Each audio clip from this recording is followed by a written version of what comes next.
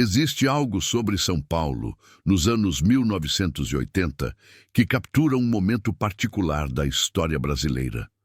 A energia de uma metrópole em transformação, a efervescência cultural que nascia nas ruas, a sensação de que o Brasil estava prestes a se tornar uma potência mundial.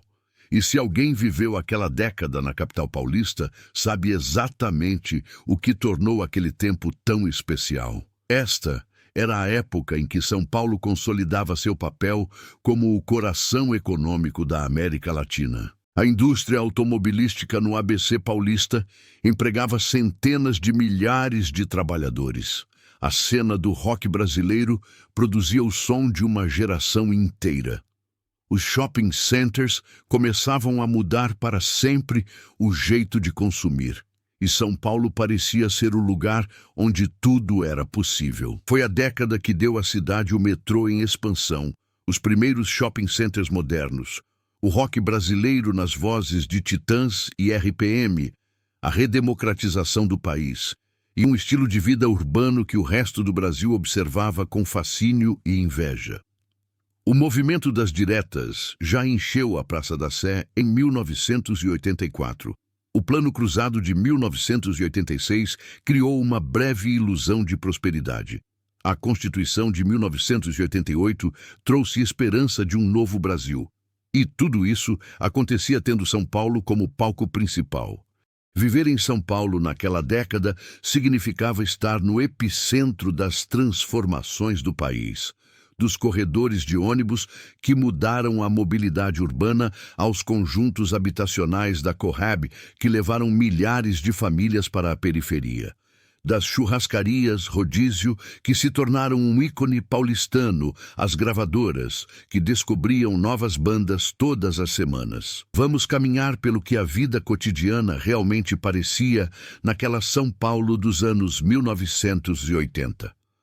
Alguns detalhes podem trazer memórias vívidas. Outros podem explicar por que aquela década ficou marcada na história da maior cidade do Brasil. Vamos entrar naquele mundo. A expansão da metrópole. Viver em São Paulo nos anos 1980 significava testemunhar uma cidade em expansão constante e acelerada. A metrópole crescia em todas as direções, engolindo cidades vizinhas, subindo morros, avançando sobre áreas rurais que rapidamente se transformavam em bairros novos. A população da Grande São Paulo já ultrapassava os 12 milhões de habitantes. Todos os dias, mais famílias chegavam do interior paulista, do Nordeste, de Minas Gerais, atraídas pela promessa de emprego nas fábricas, nas lojas, nos escritórios que se multiplicavam. O perfil habitacional da cidade estava em plena transformação. Os sobrados antigos dos bairros tradicionais começavam a dar lugar aos edifícios de apartamentos. Bairros como Moema, que nos anos 1970 ainda tinha chácaras e terrenos vazios, agora viam prédios residenciais subirem em cada esquina. Os apartamentos eram diferentes dos atuais. Tinham áreas maiores, plantas mais generosas. Um apartamento de 2 dormitórios tinha facilmente 90 metros quadrados. As varandas eram amplas, os quartos espaçosos. As cozinhas vinham com área de serviço separada e quarto de empregada com banheiro próprio, um reflexo da estrutura social da época. A decoração interna seguia padrões bem definidos. Pisos de taco de madeira ou carpete em tons terrosos. Papel de parede com estampas florais ou geométricas. Móveis de madeira escura, muitas vezes em jacarandá ou embuia. Estantes modulares que ocupavam paredes inteiras da sala. Sofás com estampas em tons de marrom, laranja, verde musgo. A sala de estar tinha um móvel central, a estante com a televisão, e em volta dela toda a organização familiar se estruturava. O telefone fixo, de disco geralmente bege ou marrom, ficava em um cantinho específico, muitas vezes com uma mesinha própria e um bloquinho de anotações ao lado. Nos bairros da Zona Sul, como Moema, Brooklyn e Campo Belo, as construtoras lançavam edifícios com nomes em inglês ou que evocavam modernidade. Green Park, Atlantic Park, Solar das Acácias. Os anúncios nos jornais prometiam acabamento de primeira, portaria 24 horas, salão de festas. Mas nem todos viviam em... A maioria dos paulistanos ainda morava nos bairros mais antigos, como Lapa, Pinheiros, Vila Mariana, Ipiranga. As ruas eram dominadas por sobrados de classe média. Casas com portão de ferro, jardim na frente, garagem para 1 ou 2 carros, quintal nos fundos. O quintal era importante.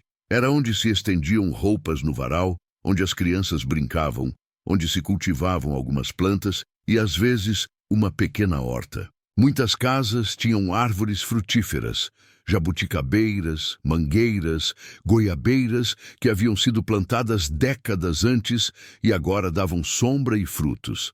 Nas periferias, a realidade era outra. A Corrab, Companhia Metropolitana de Habitação de São Paulo, construía imensos conjuntos habitacionais. Corrab Cidade Tiradentes, na Zona Leste, estava sendo erguida como o maior conjunto da América Latina. Milhares de pequenos apartamentos idênticos, blocos e mais blocos de edifícios de 5 andares, sem elevador.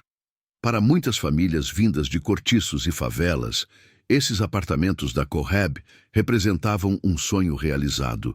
Eram apartamentos de 40 ou 50 metros quadrados, 2 quartos minúsculos, sala, cozinha e banheiro.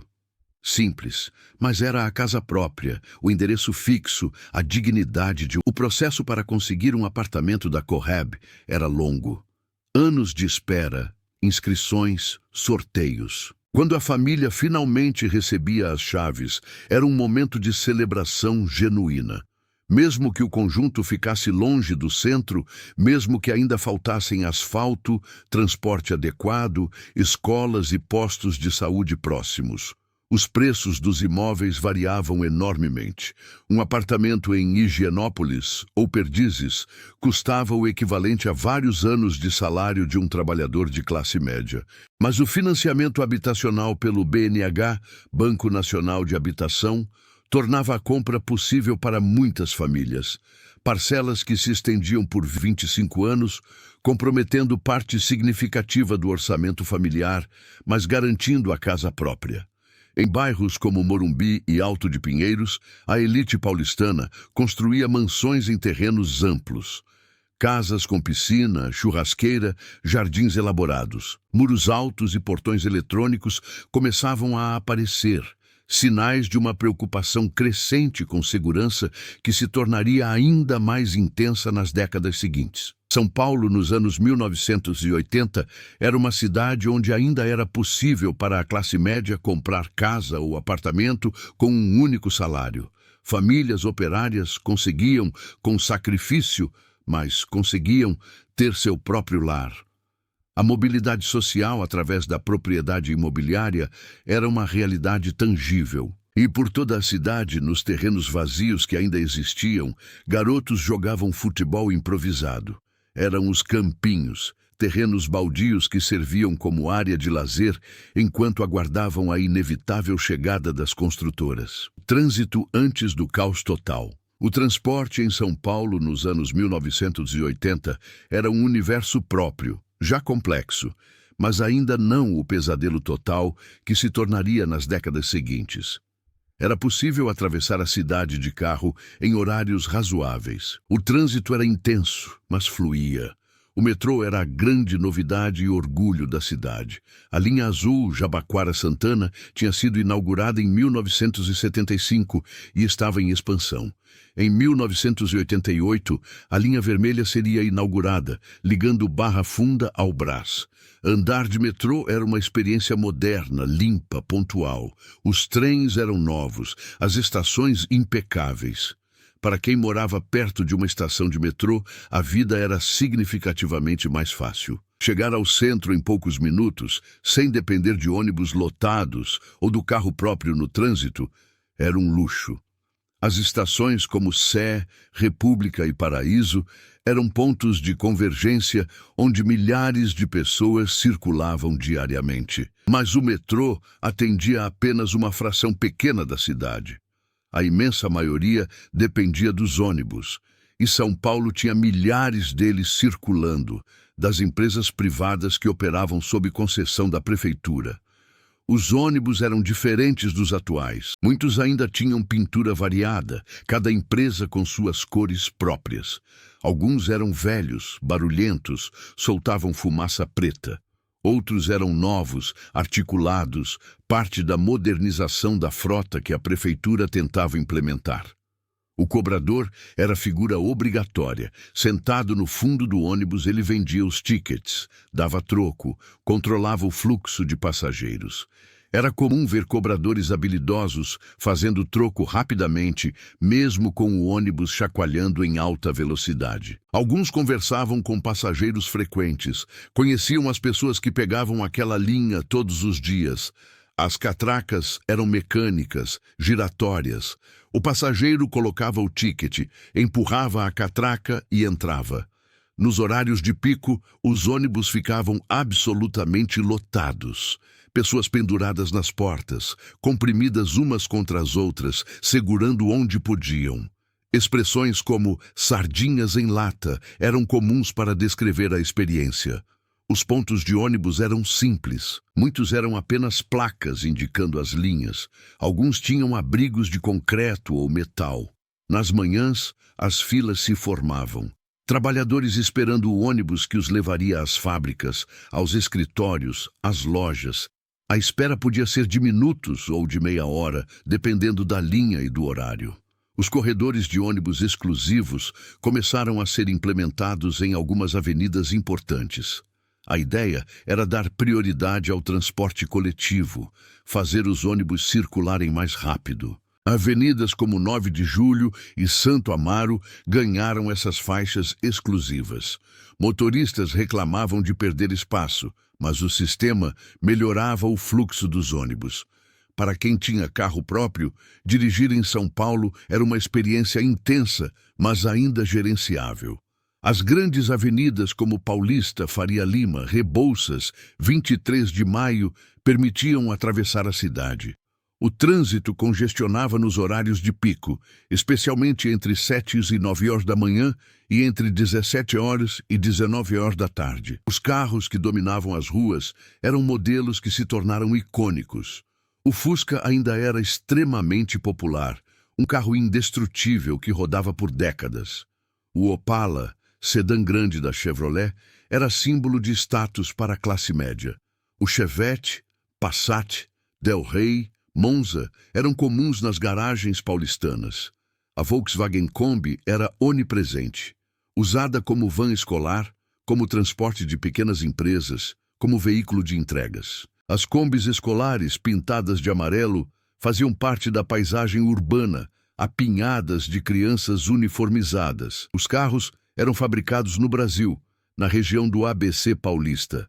As fábricas da Volkswagen em São Bernardo do Campo, da Ford em São Bernardo, da Mercedes-Benz em São Bernardo, da Scania, da Toyota, eram responsáveis por dezenas de milhares de empregos. Os metalúrgicos do ABC formavam uma das categorias profissionais mais fortes e organizadas do país. Ter carro próprio era a aspiração de muitas famílias. Um carro 0 quilômetro custava o equivalente a anos de salário, mas o financiamento tornava possível. Muitas famílias se orgulhavam de ter conseguido comprar seu primeiro carro, mesmo que fosse um Fusca 1300 já com alguns anos de uso. A gasolina era subsidiada pelo governo. O preço na bomba era controlado, o que tornava abastecer o carro mais acessível do que se tornaria nas décadas seguintes. Mesmo assim, muitos motoristas convertiam seus carros para usar álcool, combustível que o governo incentivava como alternativa nacional ao petróleo importado. Os postos de gasolina eram pontos de encontro social. Muitos tinham lanchonetes acopladas. Era comum ver grupos de amigos conversando nos postos, especialmente à noite e nos fins de semana. Os frentistas limpavam para-brisas, checavam óleo e água, enchiam pneus. O serviço era atencioso. Estacionar na rua era mais fácil do que hoje. Havia mais vagas, menos carros disputando espaço. Muitas ruas ainda permitiam estacionamento dos dois lados. Os manobristas, conhecidos como flanelinhas, Já existiam as áreas mais movimentadas, oferecendo-se para cuidar do carro em troca de alguns trocados. As motos começavam a ser mais comuns, especialmente entre jovens e como veículo de trabalho para entregadores. As motos brasileiras como o CG 125 da Honda, fabricada em Manaus, eram populares pela economia e praticidade. Pilotar moto em São Paulo nos anos 1980 era menos perigoso do que se tornaria, simplesmente porque havia menos veículos nas ruas. O metrô de superfície, os trens da CPTM que ligavam a capital aos municípios da Grande São Paulo, eram essenciais para quem morava em cidades como Osasco, Carapicuíba, Santo André, São Caetano, Mauá. Os trens viviam lotados nos horários de pico. Passageiros entravam pelas janelas quando as portas não comportavam mais ninguém. As bicicletas eram raras como meio de transporte. Eram vistas principalmente como lazer, para passeios nos parques ou uso por crianças nos bairros residenciais. A ideia de usar bicicleta para ir ao trabalho era praticamente inexistente. São Paulo não tinha infraestrutura nem cultura para isso. O táxi era transporte para ocasiões especiais ou emergências. As tarifas eram calculadas pelo taxímetro, um aparelho que ficava no painel do carro e registrava a distância percorrida. Os taxistas conheciam bem a cidade. Eram fontes de informação e conversas variadas. Alguns passageiros tinham seus taxistas de confiança, que conheciam há anos. Caminhar pelas calçadas do centro era outra experiência. As calçadas eram mais em algumas avenidas principais, mas em muitos lugares eram estreitas, esburacadas, com obstáculos. Ambulantes ocupavam parte das calçadas, vendendo de tudo. O pedestre precisava desviar de bancas, caixotes, buracos. A sinalização de trânsito estava em evolução. Semáforos eram menos numerosos do que hoje. Em muitos cruzamentos importantes, guardas de trânsito ainda controlavam o fluxo manualmente, apitando e gesticulando. Faixas de pedestres existiam, mas nem sempre eram respeitadas pelos motoristas. Os acidentes de trânsito eram frequentes e muitas vezes graves. A fiscalização era menos rigorosa. Beber e dirigir era socialmente mais aceito. O uso de cinto de segurança não era obrigatório. Muitos carros sequer tinham cinto de segurança nos bancos traseiros. As campanhas de segurança no trânsito começavam a surgir, mas a cultura de prudência ainda estava se formando. E mesmo com todos os desafios, São Paulo nos anos 1980 era uma cidade onde as pessoas conseguiam se mover. O transporte público, embora lotado, funcionava. Os carros circulavam. O metrô expandia. A mobilidade urbana era um problema crescente, mas ainda não o colapso que viria nas décadas seguintes. O som que vinha das ruas. A cena musical de São Paulo nos anos 1980 era uma explosão de criatividade, diversidade e rebeldia. Era a década em que o rock brasileiro deixava de ser apenas imitação do rock internacional e encontrava sua voz própria, sua identidade urbana, sua irreverência tipicamente paulistana. O rock brasileiro, ou rock como ficou conhecido, tinha São Paulo como epicentro. Bandas surgiam nos bairros, ensaiavam em garagens, tocavam em bares pequenos, sonhavam com contratos nas gravadoras que tinham sede na cidade. Os Titãs eram a personificação desse novo rock. Formados em 1982, com 8 integrantes inicialmente, a banda misturava punk, new wave, poesia concreta, humor ácido e crítica social. Músicas como Sonífera Ilha criticavam a alienação urbana. Diversão zombava do consumismo. Homem Primata questionava a evolução da sociedade. Ver os Titãs ao vivo em 1906 ou 1987 era uma experiência visceral. Shows lotados, público pulando, cantando junto, liberando energia represada. A banda tinha uma formação de músicos talentosos que, antes de virarem roqueiros, tinham estudado música erudita, o que dava às composições uma complexidade incomum no rock. O RPM era outra potência. Formada em 1983, a banda tinha um som mais radiofônico, mais acessível, mas não menos relevante. Louras Geladas falava da futilidade Olhar social. 43, Sobre a solidão urbana.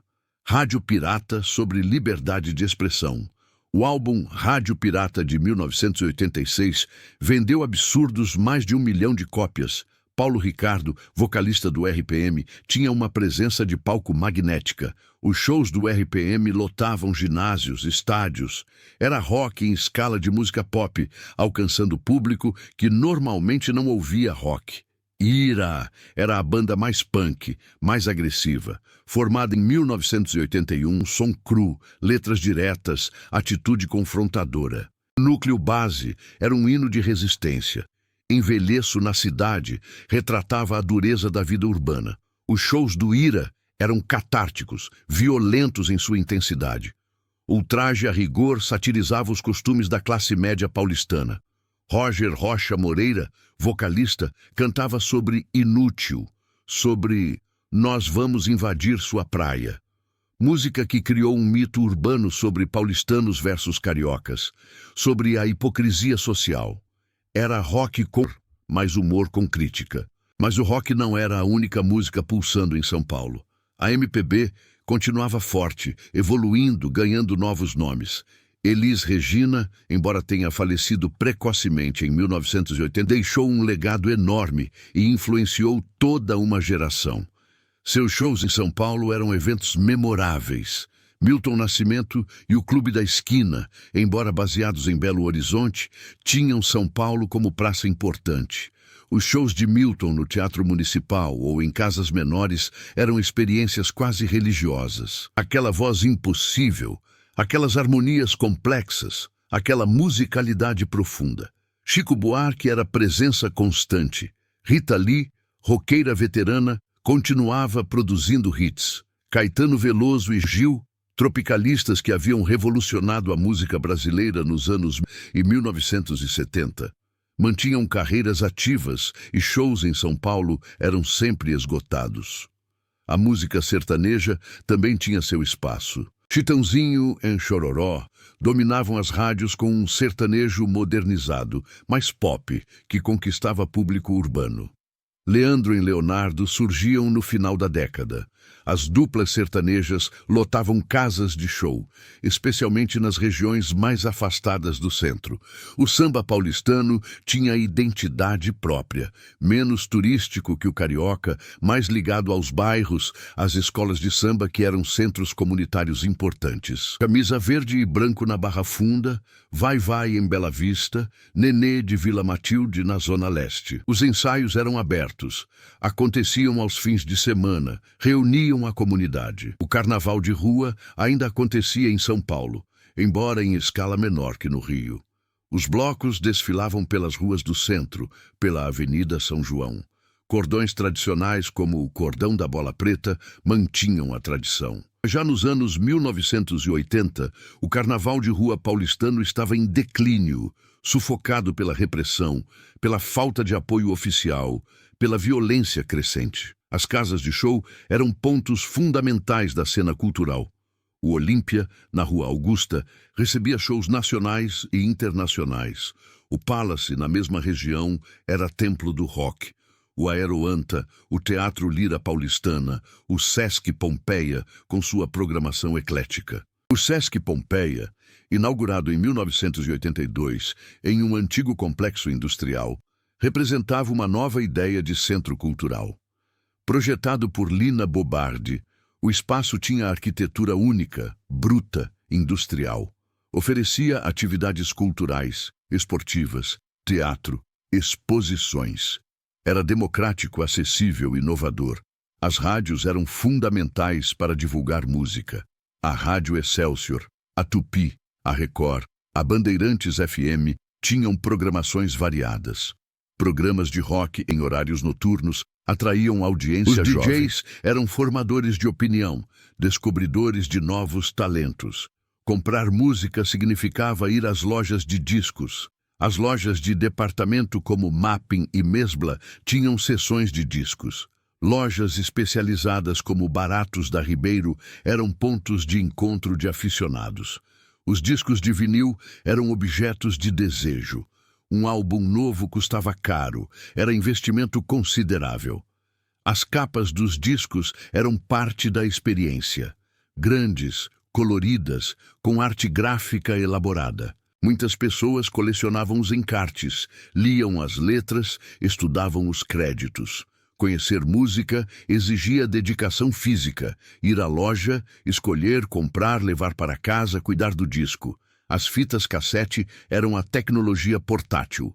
Os Walkmans da Sony permitiam ouvir música caminhando pelas ruas. Gravar fitas em casa, fazendo mixtapes personalizadas, era forma de expressão e presente comum entre amigos e namorados. Os shows ao ar livre no Parque do Ibirapuera reuniam milhares. Shows gratuitos, muitas vezes com várias bandas, atraíam um público enorme. Era tradição ir ao Ibirapuera no domingo, fazer piquenique e, se houvesse show, assistir na grama. O Teatro Municipal continuava sendo o templo da alta cultura. Óperas, concertos sinfônicos, balés. A Orquestra Sinfônica do Estado de São Paulo, a OSESP, apresentava temporadas regulares. Frequentar o Municipal era programa tradicional de parte da elite e da classe média educada. O cinema era forte em São Paulo. As salas de cinema de rua, principalmente na região da Avenida Paulista e no centro, exibiam lançamentos hollywoodianos e filmes brasileiros. O Cinema Belas Artes, o Cine Biju, o Marabá eram referências. O cinema brasileiro vivia momento interessante. Diretores como Hector Babenco, com Pichote, 1981, mostravam a realidade dura das ruas de São Paulo. Eles não usam black tie, 1981. De Leon Hirschman retratava operários do ABC. O cinema nacional falava do Brasil real, das tensões sociais, dos desafios urbanos, e por toda a cidade, em pequenos, em porões, em espaços alternativos, jovens ensaiavam, criavam, experimentavam. São Paulo fervilhava culturalmente. Era uma década de encontro entre a tradição musical brasileira e novas influências internacionais, criando algo único, urbano, paulistano. A economia de São Paulo nos anos 1980 era movida pelo trabalho industrial, pelo comércio vibrante, pelos serviços em expansão. Era uma década de altos e baixos econômicos extremos, mas também de pleno emprego e oportunidades reais de ascensão social através do trabalho. O ABC paulista, Santo André, São Bernardo do Campo, São Caetano do Sul, mais tarde incluindo Diadema, era o coração industrial do Brasil. As grandes montadoras de veículos empregavam dezenas de milhares de trabalhadores. A Volkswagen, a Ford, a Mercedes-Benz, a Scania tinham fábricas gigantescas onde turnos de milhares de operários produziam carros, caminhões, ônibus. Trabalhar na indústria automobilística era sinônimo de estabilidade e bons salários para os padrões operários. Os metalúrgicos do ABC formavam a aristocracia operária brasileira. Tinham salários melhores que outros setores, benefícios negociados pelos sindicatos fortes, perspectiva de carreira dentro da fábrica. O chão de fábrica era ambiente duro, barulho constante das máquinas, calor intenso, trabalho repetitivo, metas de produção apertadas. Os trabalhadores entravam às 6 da manhã, muitas vezes após viagens longas de ônibus lotados vindos das periferias. Trabalhavam 8 horas, às vezes fazendo horas extras. As greves dos metalúrgicos marcaram a década. Em 1980, uma greve histórica paralisou o ABC por 41. Os trabalhadores reivindicavam melhores salários, melhores condições, reconhecimento de direitos. A repressão foi dura. Tropas do exército ocuparam fábricas. Lideranças sindicais foram presas. Luiz Inácio Lula da Silva, metalúrgico tornado sindicalista, emergia como liderança nacional. Suas negociações com empresários, seus discursos para massas de trabalhadores no estádio de Vila Euclides, em São Bernardo, sua prisão em 1980, tudo isso fazia parte da narrativa política da década. Mas além da indústria automobilística, São Paulo tinha manufaturas de todos os tipos. Fábricas têxteis na Muca, no Brás, no Bom Retiro. Indústrias químicas, de alimentos, de bebidas, de materiais de construção.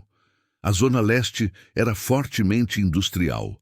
Bairros inteiros tinham identidade operária. Para mulheres trabalhadoras, as opções eram mais limitadas. Muitas trabalhavam nas fábricas têxteis, em indústrias de alimentos. Os salários eram sistematicamente menores que os masculinos. As jornadas duplas, trabalho na fábrica mais todo o trabalho doméstico, eram realidade para milhões. O comércio era outro grande empregador. A Rua 25 de Março era o coração do comércio popular. Lojas de tecidos, roupas, utilidades domésticas, brinquedos. Aos sábados, a 25 de março, ficava intransitável de tanta gente. Comerciantes gritavam ofertas, regateavam preços, movimentavam mercadorias sem parar. O Brás e o Bom Retiro eram especializados em confecções, produção e venda no mesmo lugar, oficinas de costura, muitas delas pequenas e familiares, produziam roupas vendidas nas lojas da região. A comunidade judaica no Bom Retiro, a coreana começando a se estabelecer, davam ao bairro caráter multicultural. A Rua Augusta, especialmente o trecho entre a Paulista e o centro, era importante corredor comercial. Lojas de roupas, joalherias, cinemas, restaurantes. Caminhar pela Augusta, aos sábados à tarde, era programa comum para jovens da classe média. Os shopping centers começavam a mudar os hábitos de consumo. O shopping Iguatemi, pioneiro inaugurado em 1966, já era estabelecido. Mas foi nos anos 1980 que os shoppings se multiplicaram. Morumbi Shopping em 1982, Eldorado em 1981 e 1976, ampliado nos anos 1980. Os shoppings representavam uma nova forma de consumir e socializar. Ar-condicionado, segurança, limpeza, tudo reunido em um lugar só. Lojas nacionais e internacionais, praças de alimentação começavam a aparecer, cinemas dentro dos shoppings. Para a classe média, ir ao shopping virava programa de fim de semana. Os escritórios proliferavam no centro e cada vez mais na região da Avenida Paulista. Edifícios comerciais subiam, abrigando empresas nacionais e multinacionais, bancos, seguradoras, empresas de importação e exportação, escritórios de advocacia, consultorias. Trabalhar em escritório tinha seu próprio código. Homens usavam terno e gravata, mesmo no calor paulistano. Mulheres usavam tailleurs, saias na altura do joelho, salto alto. O código de vestimenta era rígido. A aparência profissional era levada a sério. As máquinas de escrever ainda dominavam os escritórios. Datilógrafas eram profissionais essenciais. Digitavam cartas, contratos, relatórios. O barulho das teclas batendo era a trilha sonora constante dos escritórios. Erros exigiam refazer tudo, ou usar corretivo líquido, aquele produto branco que tampava o erro. Os computadores começavam a aparecer, mas eram raros e caros. Grandes ocupavam salas inteiras em empresas maiores. A informatização estava só começando. A maioria das empresas ainda funcionava com papel, arquivos físicos, controles manuais. O telefone era a ferramenta essencial. Telefonistas operavam centrais telefônicas, conectando ligações. Fazer uma ligação interurbana exigia pedir à telefonista, esperar a linha, pagar caro. Ligações internacionais eram raríssimas e caríssimas.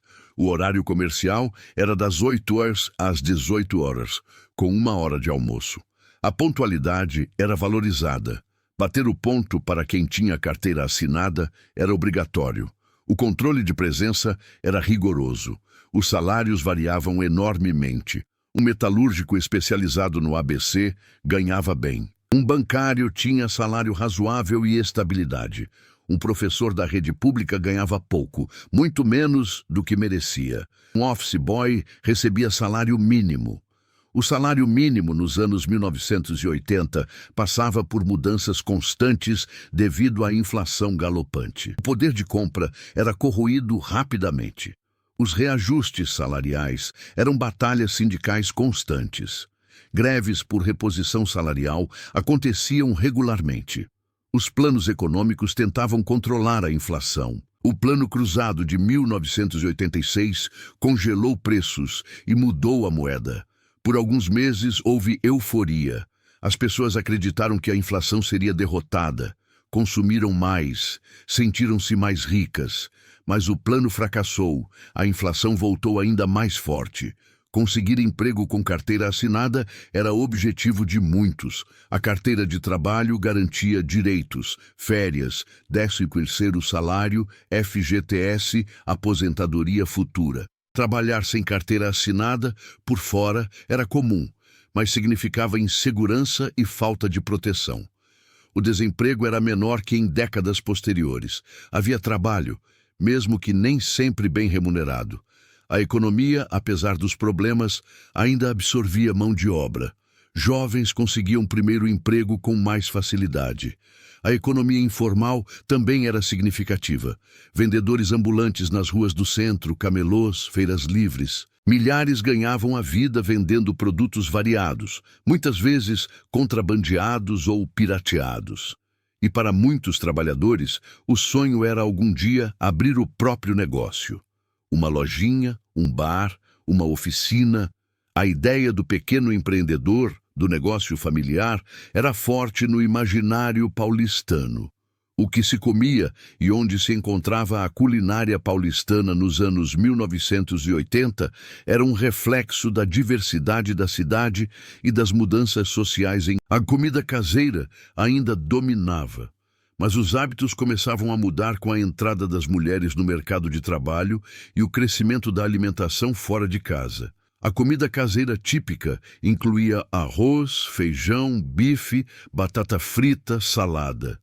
Era a base da alimentação de milhões de famílias. O almoço era a refeição principal, servido entre meio-dia e 13 horas. Famílias que podiam se reuniam para almoçar juntas. O macarrão aos domingos era tradição em muitas casas, especialmente nas famílias de origem italiana que eram numerosas em São Paulo. Macarrão com molho de tomate caseiro, almôndegas ou frango. A massa era muitas vezes feita em casa, estendida na mesa da cozinha. O churrasco no quintal ou na churrasqueira do prédio era programa típico de fim de semana. Os homens assumiam o comando da grelha, temperavam a carne com sal grosso, cuidavam do ponto. Picanha, costela, linguiça, coração de galinha. Acompanhamentos incluíam farofa, vinagrete, pão de alho. As churrascarias rodízio eram invenção paulistana que se popularizou nos anos 1980. O conceito era simples. Preço fixo, carne à vontade servida na mesa por garçons que circulavam com espetos. Restaurantes como Dinho's Place e Baby Beef, Rubaiyat atraíam famílias inteiras aos domingos. A pizza era parte fundamental da cultura gastronômica paulistana. As pizzarias do Bexiga, bairro italiano, eram famosas. Castelões, Speranza, tantas outras. Pizza de mussarela, portuguesa, marguerita, calabresa, massa fina e crocante, assada em forno a lenha. Comer pizza à noite, especialmente aos sábados, era programa clássico. Muitas pizzarias tinham filas longas aos fins de semana. O cheiro de pizza assando na lenha perfumava as ruas do Bexiga. Os restaurantes por quilo começavam a aparecer, revolucionando a alimentação rápida e acessível. O conceito era prático. O cliente se servia e pagava pelo peso da comida no prato. Variedade grande, preço justo, rapidez. Era a alternativa moderna aos restaurantes tradicionais. A comida japonesa começava a se popularizar além da comunidade Nikkei. Restaurantes de sushi na Liberdade atraíam curiosos dispostos a experimentar peixe cru. Para muitos brasileiros, era experiência exótica, mas São Paulo, com a maior população japonesa fora do Japão, tinha sushi autêntico e de qualidade. O bairro da Liberdade, centro da comunidade japonesa, tinha feiras aos domingos. Comidas típicas, artesanato, apresentações culturais, lanternas coloridas enfeitavam as ruas. Era destino de passeio para famílias, um pedaço do Japão em São Paulo. Os bares eram fundamentais na sociabilidade paulistana. Botecos de esquina, bares mais elaborados, todos tinham seu público. O boteco servia cerveja gelada, cachaça, petiscos simples, torresmo, coxinha, pastel, bolinho de bacalhau. Sentar no boteco após o trabalho era ritual masculino comum. Conversar sobre futebol, política, reclamar da vida, comemorar o fim da semana. Os bares eram extensões da casa, espaços de convivência. As padarias eram instituições de bairro. Cada bairro tinha sua padaria de referência. Pão francês quentinho saindo do forno várias vezes ao dia. As pessoas iam à padaria de manhã cedo comprar pão fresco para o café. Voltavam à tarde para comprar pão para o jantar. As padarias também vendiam frios, laticínios, doces, bolos. Muitas tinham mesas onde clientes tomavam café com pão na chapa e manteiga. O cafezinho forte, coado na hora, era tradição. O café da manhã brasileiro típico incluía café com leite, pão com manteiga ou requeijão, talvez um pedaço de queijo e presunto. Algumas famílias comiam bolo caseiro ou pão de queijo. O café era forte, muitas vezes adoçado generosamente. O leite era entregue em casa por leiteiros em muitos bairros. Garrafas de vidro deixadas na porta de madrugada. O leite era fervido antes de consumir. Algumas pessoas ainda compravam leite direto do produtor em locais específicos, leite não pasteurizado. As feiras livres aconteciam em dias específicos em cada bairro. Barracas vendendo frutas, verduras, legumes frescos. Feirantes gritavam ofertas, pesavam produtos em balanças mecânicas. Comprar na feira era programa semanal, oportunidade de escolher produtos frescos e pechinchar preços. As frutas da estação eram marcantes: manga no verão, morango no inverno, laranja o ano todo. Não havia a disponibilidade constante de todas as frutas que haveria no futuro. As estações importavam, as pessoas esperavam pelas frutas de cada época. O açougue do bairro era onde se comprava carne. O açougueiro conhecia os clientes, sabia os cortes preferidos de cada um. Cortava a carne na hora, embalava em papel pardo. A relação era pessoal, de confiança construída ao longo de anos. Os supermercados cresciam, mas ainda não dominavam totalmente. Redes como Pão de Açúcar, Carrefour, que chegou ao Brasil em 1975, Supermercado Rossi expandiam. Os supermercados ofereciam variedade maior, preços às vezes melhores, mas ainda coexistiam com o comércio tradicional de bairro. As crianças compravam doces em vendinhas, balas, chicletes, pirulitos, chocolates. As vendinhas eram pequenos comércios de bairro que vendiam de tudo. O dono conhecia as crianças da região. Muitas vezes vendia fiado, anotando as compras em cadernetas. Refrigerante era bebida especial, não consumida diariamente como viria a ser. Coca-Cola, Guaraná Antártica, Fanta eram as mais dominantes. Nas festas, sempre tinha refrigerante. No dia a dia, as crianças bebiam suco feito em casa ou água. Os sucos eram feitos na hora, no liquidificador. Suco de laranja espremida, de limão, de maracujá, de acerola. O liquidificador era eletrodoméstico essencial. Muitas famílias tinham batedeira também, para fazer bolos e massas. A geladeira era outro eletrodoméstico fundamental. Nem todas as casas tinham freezer separado. A geladeira guardava alimentos perecíveis, sobras de comida, bebidas. Descongelar a geladeira periodicamente, removendo o gelo acumulado no congelador, era tarefa doméstica regular. O fogão era a gás, com 4 ou 6 bocas. forno também a gás. Cozinhar exigia habilidade e atenção. Não havia micro-ondas em casas comuns. Esquentar comida significava usar o fogão. As refeições ainda reuniam famílias. O jantar era momento de estar junto, conversar sobre o dia. A televisão às vezes ficava ligada durante a refeição, mas a prática de jantar em frente à TV ainda não era universal. E nas ruas, os vendedores ambulantes ofereciam seus produtos: pipoca, amendoim, algodão doce, churros, milho cozido. O carrinho de cachorro-quente era presença garantida o pastel de feira, grande e recheado, era tentação irresistível. Como as pessoas se divertiam. O lazer em São Paulo, nos anos 1980, tinha ritmos e espaços próprios, muito diferentes do que viria a ser nas décadas seguintes.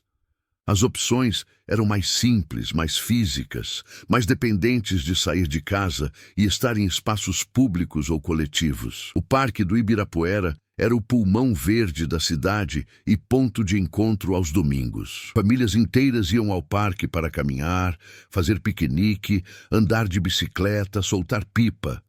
As crianças brincavam nos playgrounds, corriam pelos gramados. Os adultos descansavam à sombra das árvores. O parque tinha atrações culturais também. O Museu de Arte Moderna, o Pavilhão da Bienal, que a cada 2 anos recebia a Bienal de Arte de São Paulo, o planetário que fascinava crianças e adultos com projeções do céu estrelado. O jardim zoológico era passeio obrigatório para crianças. Ver leões, elefantes, macacos, cobras. O zoológico ficava em área extensa na Zona Sul. Passar o dia inteiro lá, caminhando pelos recintos, era programa de fim de semana comum. As praças de bairro eram importantes para o convívio social. Praças com bancos, playgrounds simples, muitas vezes um coreto. À tarde, mães levavam crianças para brincar. À noite, jovens se encontravam. Idosos jogavam dama ou baralho nos bancos. Os cinemas de rua, especialmente na região da Paulista e no centro, eram templos do entretenimento. Ver filme no cinema era programa especial. As sessões tinham horários fixos, chegava-se com antecedência, comprava-se ingresso na bilheteria, esperava-se na fila para entrar. As salas de cinema eram grandes, com centenas de lugares, poltronas de veludo vermelho, tela enorme. O ritual incluía comprar pipoca e refrigerante no balcão do cinema. Durante o intervalo, que ainda existia em filmes longos, o pessoal ia ao banheiro ou comprava mais guloseimas. Os filmes americanos dominavam, mas havia público para cinema brasileiro. Dona Flor e seus 2 maridos, 1976, continuava sendo referência. Filmes das pornochanchadas, gênero brasileiro que misturava comédia e erotismo leve, lotavam cinemas populares. As locadoras de vídeo começavam a aparecer no final da década. As primeiras eram raras e caras. Alugar uma fita VHS custava caro. Ter videocassete em casa era luxo. Mas aos poucos, o hábito de alugar filme para assistir em casa começava a se formar. A televisão era presença central nas casas. Assistir TV era atividade coletiva familiar. Não havia controle remoto na maioria das TVs. Mudava-se de canal girando um botão.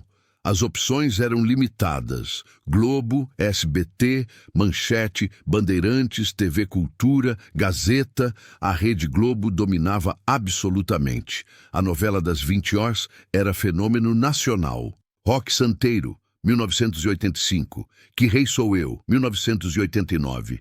Vale Tudo, 1988. Paralisavam o país. Comentar a novela no dia seguinte era conversa obrigatória. Os programas de auditório aos domingos eram tradição. Silvio Santos no SBT, com seus jogos, brincadeiras, aviãozinho de dinheiro. Chacrinha, figura irreverente que agitava as tardes de sábado. Hebe Camargo, com seu talk show. O Fantástico aos domingos à noite era programa que fechava o fim de semana. Reportagens, música, entretenimento. Era ritual assistir ao Fantástico antes de começar a semana. Os fliperamas eram febre entre jovens e crianças. Máquinas de fliperama em lanchonetes, em galerias especializadas. Pac-Man, Galaxian, Donkey Kong. Jogar bem era questão de habilidade e status. Os jogadores eram admirados. Os videogames domésticos começavam a aparecer. O Atari 2600 era objeto de desejo. Jogar Enduro, River Raid, Pitfall em casa era luxo que poucos podiam ter.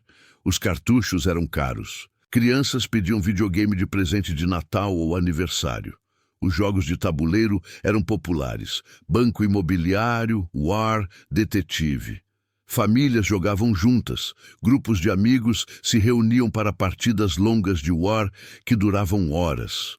As festas juninas nas escolas, igrejas e clubes eram eventos comunitários importantes.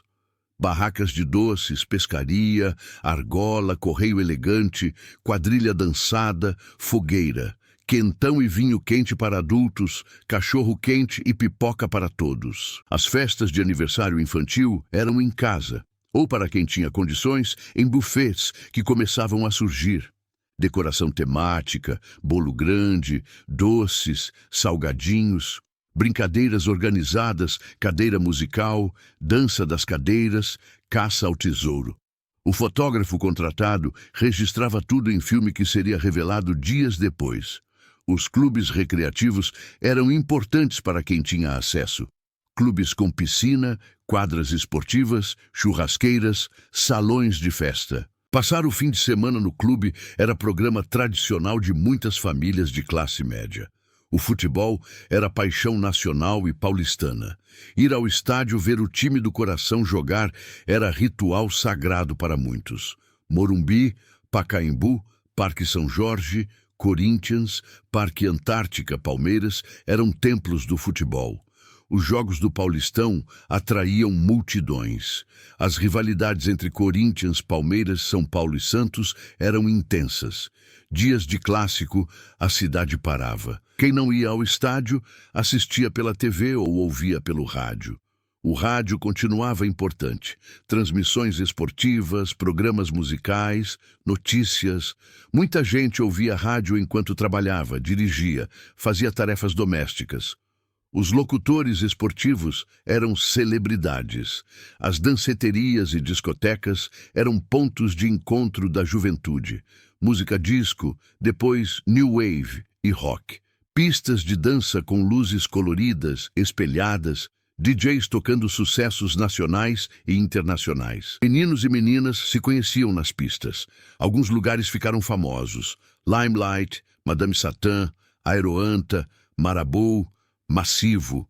A moda era usar roupas chamativas, cabelos armados com spray, maquiagem forte. A estética dos anos 1980 era ousada, colorida, exagerada. Os namoros começavam em encontros casuais, apresentações de amigos, festas, bailes. Não havia internet, redes sociais, aplicativos. Conhecer alguém exigia estar fisicamente presente, ter coragem de abordar, arriscar. Telefonar para o namorado exigia pedir permissão em casa, usar o telefone da sala onde todos ouviam. Conversas longas ao telefone eram limitadas pelo custo das ligações e pela presença da família. As cartas ainda eram forma de comunicação. Namorados escreviam cartas, amigos se correspondiam. O correio funcionava razoavelmente bem. Receber carta era evento especial. E nas noites de São Paulo, a cidade que nunca dorme mostrava suas faces. Bares na Vila Madalena começavam a se tornar boêmios. A Augusta tinha vida noturna intensa. O centro, que durante o dia era comercial, à noite se esvaziava, tornava-se perigoso. A violência urbana era a preocupação crescente. Os assaltos aumentavam. As pessoas começavam a ter medo de andar sozinhas à noite em certas regiões. As grades nas janelas, os muros mais altos, os portões eletrônicos eram sinais de uma cidade que se fechava, que perdia a inocência. Mas ainda assim, São Paulo nos anos 1980 era cidade de possibilidades. Era possível sair, divertir-se, encontrar pessoas, viver experiências. O lazer era mais simples, talvez, mas não menos rico. As memórias dessa década são de uma cidade viva, intensa, contraditória, mas ainda navegável. Viver em São Paulo nos anos 1980 era habitar uma cidade de contrastes extremos. Era a década do rock brasileiro nascido nas garagens paulistanas e das greves operárias que paralisavam o ABC. Era a época dos shopping centers modernos e das periferias sem infraestrutura. Era o tempo da redemocratização política e da inflação galopante que corroía salários. O que definia São Paulo naquela década era movimento constante. A cidade crescia sem parar. Bairros novos surgiam, avenidas eram abertas, o metrô se expandia linha por linha. Milhares de pessoas chegavam todos os meses buscando oportunidades. A metrópole era máquina de transformação. Era possível ainda para a classe média comprar apartamento com um salário. Era viável para um operário especializado sustentar família com dignidade. A mobilidade social, embora difícil, era tangível. O esforço no trabalho ainda prometia recompensa. A vida cultural fervilhava, bandas ensaiavam em garagens, teatros apresentavam peças provocativas, cinemas exibiam filmes que discutiam o Brasil real. Artistas criavam mesmo sob censura, mesmo sob dificuldades econômicas. A criatividade encontrava caminhos. As contradições eram enormes. A cidade que produzia riqueza também produzia pobreza. As fábricas que empregavam milhares também exploravam. A metrópole cosmopolita também era provinciana. A violência crescia enquanto a democracia renascia. Os anos 1980 em São Paulo foram década de transformação política fundamental. O Brasil saía da ditadura militar que havia controlado o país desde 1964. As manifestações, pelas diretas, já em 1984, lotaram a Praça da Sé, com mais de 1 milhão de pessoas. Era momento de esperança, de crença em mudança possível. A Constituição de 1988, chamada de Constituição Cidadã, foi promulgada trazendo esperanças de um país mais justo, mais democrático. São Paulo estava no centro desses processos. A cidade abrigava os debates, as manifestações, as articulações políticas. Economicamente, a década foi montanha-russa. Planos econômicos que fracassavam. Inflação que chegou a níveis absurdos, moedas que mudavam de nome, cruzeiro, cruzado, cruzado novo. A população aprendia a sobreviver em economia caótica, mas mesmo assim havia trabalho. As fábricas funcionavam, o comércio vendia, os serviços se expandiam. São Paulo continuava sendo a locomotiva econômica do Brasil, mesmo com todos os problemas nacionais. Para quem viveu aquela década na cidade, as memórias são múltiplas. São lembranças de shows inesquecíveis, de times de futebol gloriosos, de programas de TV que reuniam famílias, de música que tocava nas rádios e ficava na cabeça. São memórias de trânsito que já irritava, mas ainda não era pesadelo total. De metrô novo e limpo. De ônibus lotados, mas que chegavam. De ruas que ainda permitiam brincadeiras de criança. São lembranças de comida caseira, de almoços em família, de pizzas aos sábados, de sorvete tomado na sorveteria do bairro, de padarias que assavam pão fresco várias vezes ao dia, de feiras livres, barulhentas e coloridas. São recordações de amizades formadas nas calçadas, nos campinhos de futebol, nas escolas, nos bailes, de amores adolescentes, de primeiros beijos, de cartas escritas à mão. De uma época em que as relações exigiam presença física ou no olho. Para as gerações que nasceram depois, São Paulo dos anos 1980 pode parecer mundo distante, quase irreconhecível. Cidade sem internet, sem celular, sem redes sociais, sem aplicativos. Como era possível viver assim, Mas era possível, e era vida intensa, rica, cheia de experiências reais, tangíveis. As pessoas se encontravam, conversavam, compartilhavam espaços. A cidade, com todos os seus defeitos, ainda permitia encontros. O que se perdeu desde então? Talvez certa inocência urbana. Talvez acessibilidade econômica que permitia a mais pessoas ter casa própria, carro, alguma estabilidade. Talvez espaços públicos mais seguros, mais acessíveis, mais democráticos. O que se ganhou? Tecnologia, sem dúvida, informação instantânea, comunicação global, direitos expandidos, democracia consolidada, opções de consumo inimagináveis naquela época. Mas olhar para São Paulo dos anos 1980 é olhar para momento específico onde a cidade ainda era promessa a ser cumprida. Era possível acreditar que São Paulo se tornaria a grande metrópole do futuro, moderna, justa, vibrante. Parte dessa promessa se cumpriu. São Paulo é megalópole global, centro financeiro, cultural, criativo, mas parte da promessa se perdeu no caminho. A cidade ficou mais desigual, mais violenta, mais cara, mais difícil de viver para muitos. Para quem tem memórias daquela década em São Paulo, há sempre algo de melancólico na lembrança. Não porque tudo era perfeito, não era, mas porque ainda havia esperança de que podia ser. Os anos 1980 foram a última década antes da internet, antes da globalização total, antes das transformações tecnológicas que mudariam tudo. Foi momento de transição entre o Brasil industrial e o Brasil de serviços, entre a ditadura e a democracia, entre uma São Paulo e outra. Quem viveu aqueles anos na cidade, quem trabalhou nas fábricas do ABC, quem estudou nas universidades, quem frequentou os shows de rock, quem protestou pelas diretas já, quem simplesmente viveu a vida cotidiana na metrópole, carrega memórias únicas. E essas memórias são parte da história da cidade.